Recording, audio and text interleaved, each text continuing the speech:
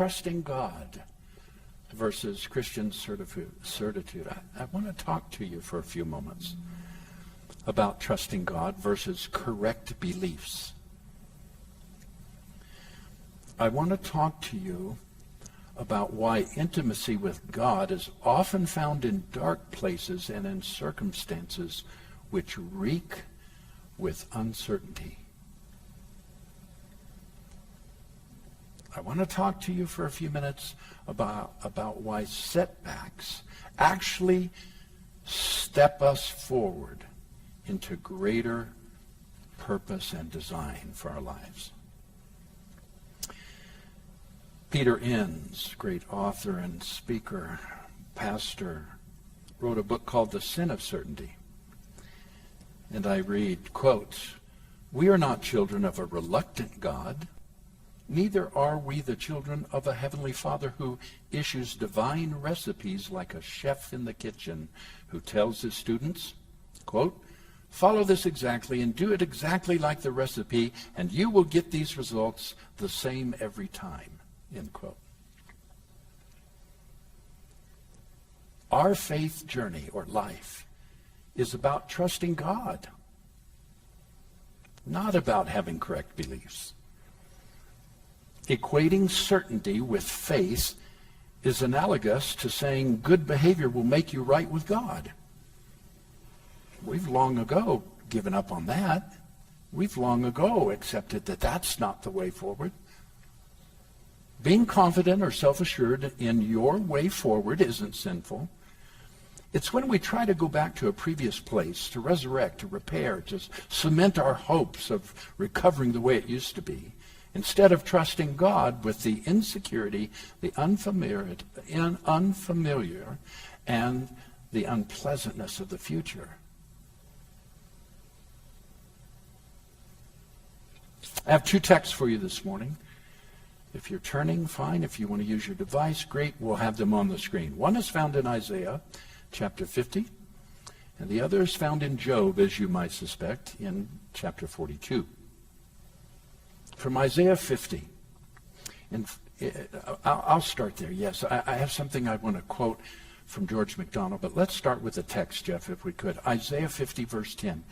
"Who among you fears the Lord and obeys the voice of his servant, who walks in darkness and has no light, yet trusts in the name of the Lord and relies upon his God?" And then Job. You know the story of Job, right? He got to the end of his, and we don't want any scriptures or slides up right now. I'm not ready for that. He got to the end of everything and had lost it all. And in the last chapter of that book, after having all of that time, whatever time it was, we're really not told whether that all happened within a couple of months or several years. We don't know. But presumably, in terms of the fact that he lost all of his livestock, he lost his children, his family, just everything. He had boils on his body. He was sick and diseased. Everything. It had violently turned from a man who was blessed, had the hand and the favor of God upon him, to where he was. And here's what he said in the last chapter and the 5th verse. Before I knew only what I had heard of you, but now I have seen you. I wonder how many of us have our faith built on a lot of things we've heard, but not on personal experience of seeing him. George MacDonald wrote, "Do you love your faith so little that you have never battled a single fear lest your faith should not be true? Where there are no doubts, no questions, no perplexities, there can be no growth." George MacDonald. So, when is certainty sin? Well, how about a couple of examples? It's very common when there's disaster for one to say, well, where was God? And in that disaster, I always hear Christians responding with, well, if you had more faith, if you had just prayed more, if you had the correct doctrine, if you had stronger faith, how sad. How about 9/11, when terrorists took out the Twin Towers? 3,000 plus lives were lost. Where was God? Did 3,000 plus people not have good faith? Did 3,000 plus people not believe correctly? How about your own life where you've suffered significant loss?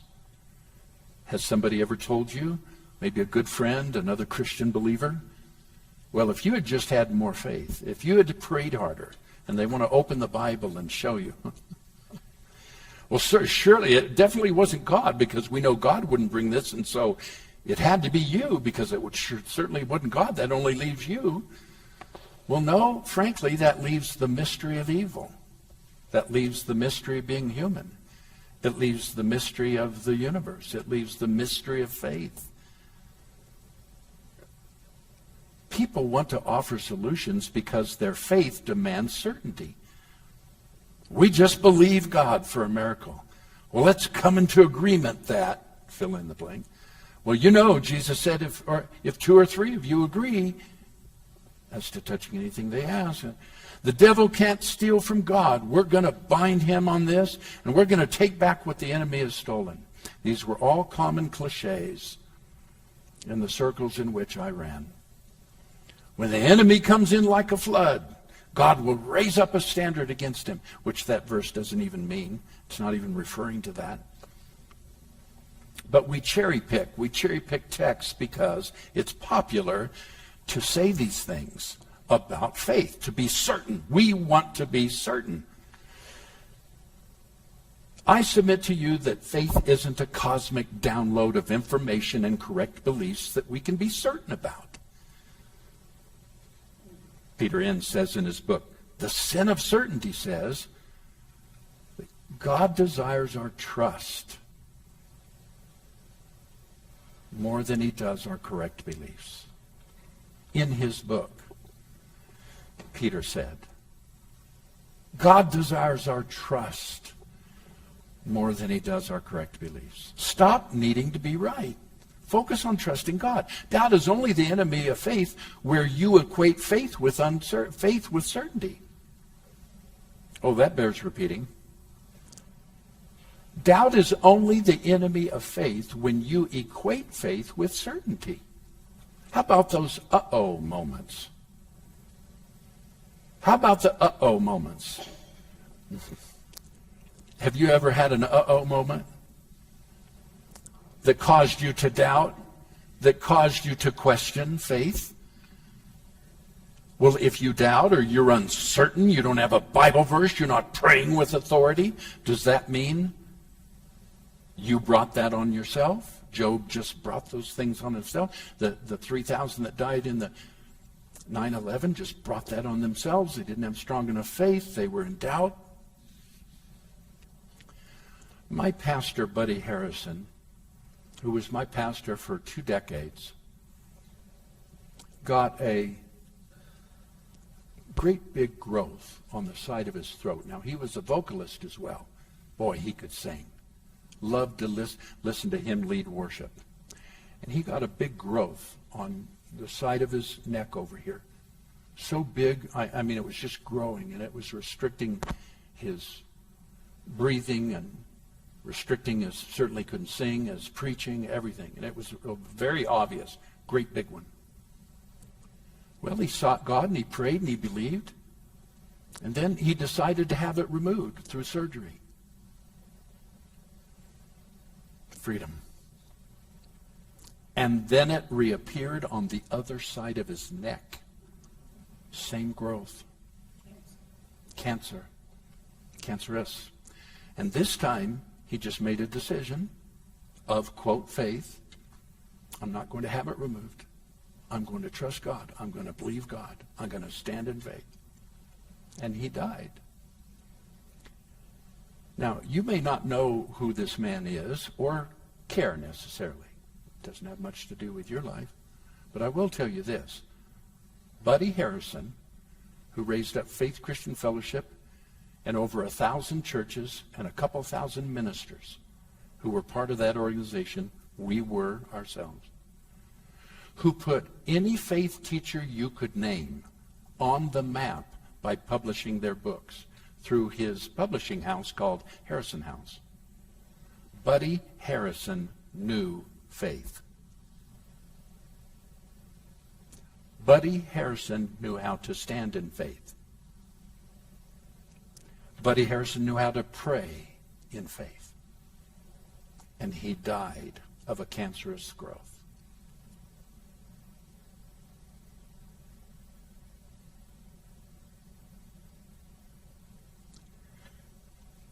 These trials, these tests of our faith, they serve to push us deeper in our faith, deeper in our intimacy with God. And your fear might be, well, I'm leaving God behind. Perhaps you're not leaving God, you're leaving how you think about God behind. These moments push us forward to a more mature faith. Being confident isn't wrong. Being faith-filled isn't wrong. It's the need to get certainty back. That's the sin. The deep desire to go back, reconstruct, fix it like concrete, patch the hole. We should see God in these moments of pain. Pain and suffering are opportunities for intimacy. Brian Zahn said in an article that he published a couple of years ago, quote, "Certitude is a poor substitute for authentic faith. But certitude is popular. It's popular because it's easy. No wrestling with doubt, no dark night of the soul, no costly agonizing over the matter, no testing yourself with hard questions. Just accept a second-hand assumption or a majority opinion or a popular sentiment as the final word and settle into certainty."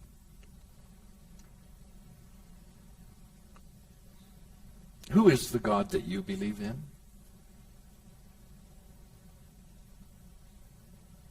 Real faith is trusting God more than we do our correct beliefs. It's easy to construct a system of believing, ignoring what's happening, playing make-believe. I've read of several pastors over the last several years. I'm talking about me. And some of them I knew. Some of them I were in their services. Who were trained in fundamentalist biblicalism or biblicism.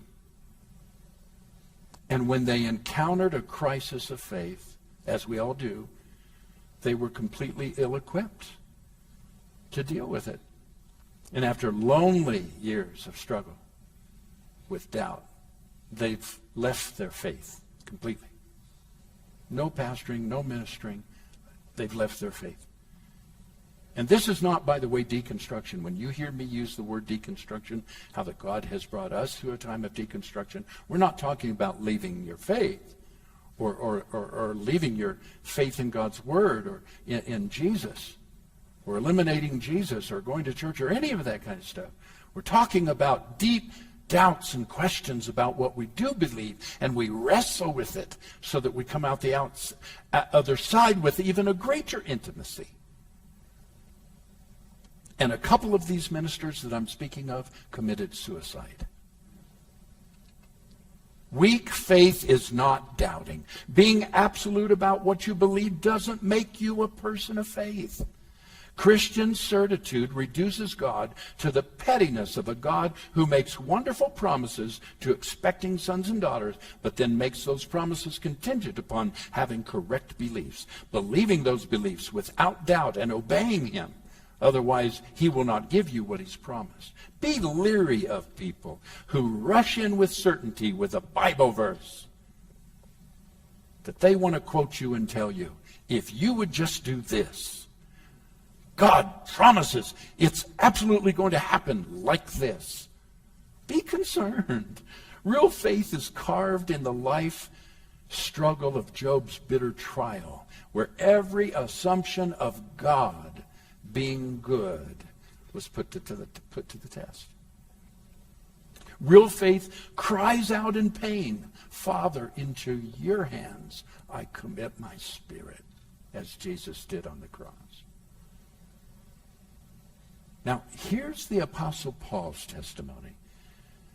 If anybody knew faith, if anybody wrote about faith, if anybody in the Bible understood faith, you would think it to be the Apostle Paul. Here's his comment, quote, "Are they ministers of Christ? I'm talking like a madman here. I'm a better one. With far greater labors, more imprisonments, with countless floggings, often near death." He was beaten so bad he was near death. "5 times I have received from the Jews the 40 lashes minus 1, 39 lashes like they gave to Jesus, ripping your skin out, tearing you until you're a bloody mess." That happened to him 5 times. 3 times I was beaten with rods. Once I received stoning. 3 times I was shipwrecked. For a night and a day I was adrift at sea, on frequent journeys, in danger from rivers, danger from bandits, danger from my own people, danger from Gentiles, danger in the city, danger in the wilderness, danger in the sea, danger with false brothers and sisters, in toil and hardship, through many a sleepless night, hungry and thirsty and often without food, cold and naked. And besides all these things, I'm under daily pressure because of my anxiety for all the churches. Who is weak and I am not weak? Who is made to stumble and I am not indignant? If I must boast, I will boast in the one thing that shows my weakness. The God and Father of the Lord Jesus Christ, be blessed forever, knows that I do not lie. In Damascus, the governor under the king Aretas guarded the city of Damascus in order to seize me. But I was let down in a basket through a window over the wall to escape his hands. End quote. I've never been through all that. And neither have you. You have never been through all that. Now, we've had our issues, we've had our problems, we've had our share of dark days. But I dare say what Paul went through was certainly a reason to give up on God, to give up on his faith. And he kept preaching while he was in jail. History records that he died in jail. Where was his faith? Guess he didn't have enough. Oh, I've got to be done. Now, next week, watch this. Next week, we are going to exegete. We're going to unpack. We're going to just unfold, tear apart, and talk about one of our favorite scriptures for certitude. Everybody say certitude. Yeah, that's a word I want you to learn now. We don't often use it. But there's a lot of Christian certitude, and it doesn't have anything to do with biblical faith or loving God. Listen to this. James chapter 1, verse 6 through 8. But ask in faith, never doubting. For the one who doubts is like a wave of the sea, driven and tossed by the wind. For the doubter, being a double-minded man and unstable in every way, must not expect to receive anything from the Lord. I've quoted that. I've preached that. I've told people that when they were in doubt and significant wrestling with pain and issues. They just needed to believe harder. They needed to believe more correctly. Like me was always the idea. Tell me what you heard.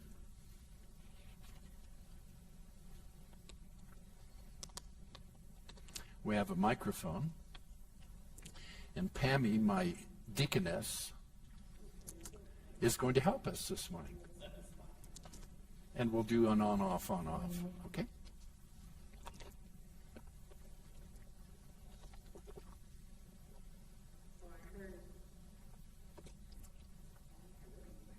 That's all right. Is it on? I don't think so. Yep. There we Okay. go. I heard that when you're going through terrible things, it doesn't mean that God isn't there and that your faith is not, or obsolete, I'll say. That your faith, it doesn't mean just because God doesn't answer the way you think he should, that he's not a loving and caring God and right there with you. Thank you. Thank you. You're right. It doesn't mean that.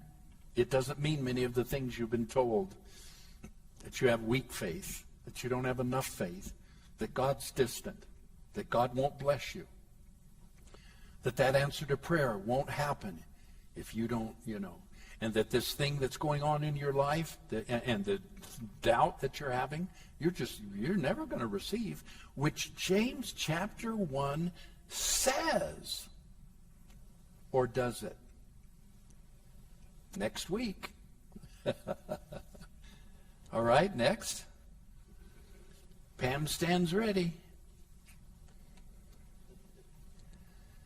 All right, I have a question up on the screen here for you. Watch this. How would you define Christian certitude? Anybody? How would you define Christian certitude?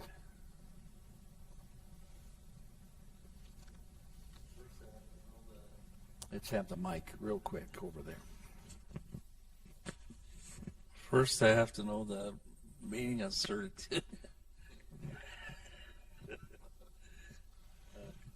Say it again, real loud. First, I have to learn what certitude means. First, you have to learn what certitude means. Okay. Certitude is a shortened word for being certain. So Christian certitude means I take my Bible, I find a promise, and then I say, if I believe that enough, if I believe that hard enough, if I believe that correctly, God's got to do it. He cannot fail. That would be an example of Christian certitude. Okay, does that help? Yes. Do you think you've ever been that way? Yes. How do you feel now hearing what you've heard this morning?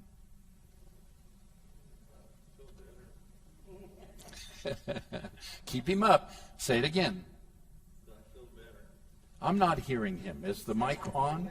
I know I can hear him, but the live stream can't. Oh, there Say you it. go.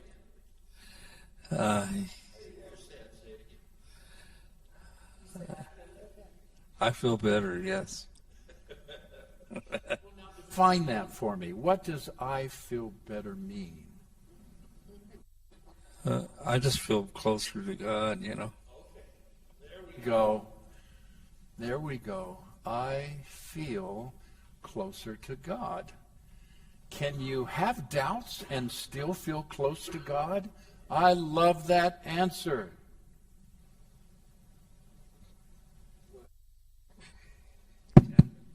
What I feel about it is that I know, I'm certain, I know who God is, and he's my friend too, so I know that not everything that happens is because of my faith, Sometimes for me, it just happens because me, myself, my own personal choices and may have caused things to happen, and it's not always God's will for stuff to happen, but I know that will always be there for me, he'll never turn his back on me, and and sometimes we get ourselves in trouble, and then we want to blame God, and it's really our doing and our will that cause us to get into some troubles that we get ourselves into, you know? Thank you, thank you. Really good. Loving these answers. Okay, next question, Jeff, please.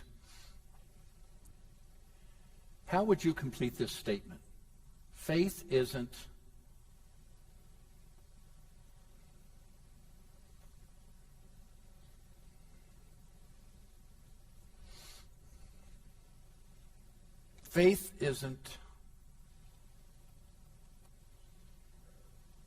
about being right. Faith isn't about being right.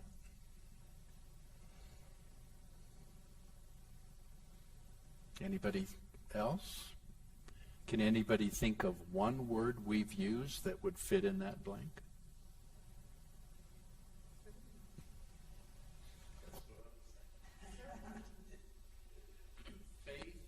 Faith isn't certitude. It just isn't required. Is that what you said? Yeah. Faith isn't certitude. But we've made it about that. Third question, Jeff, please. Why is doubt not an enemy of faith? Can faith and doubt coexist? Answer here from Jeff Peter that goes with this one. The disciples constantly doubted and questioned God or Jesus to the point of calling one of the disciples Doubting Thomas. Good one, Jeff.